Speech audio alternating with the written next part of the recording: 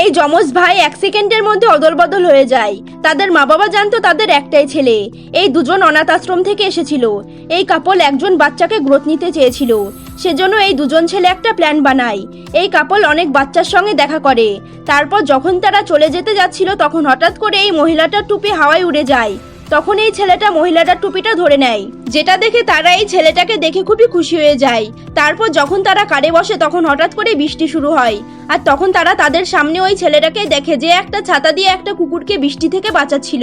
তখন তারা ওই ছেলেটাকে দেখে আরো বেশি খুশি হয়ে যায় আর ওই ছেলেটাকে গ্রোথ নিয়ে নেয়।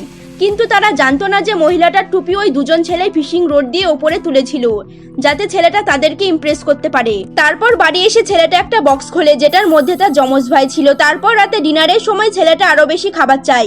তখনই সে টেবিলের নিচে তার ভাইয়ের হাত ধরে আর তাদের পা জুড়ে নেয়। আর এক সেকেন্ডের মধ্যে তারা অদলবদল হয়ে যায় আর মহিলাটা কোনো কিছু বুঝতেই পারে না।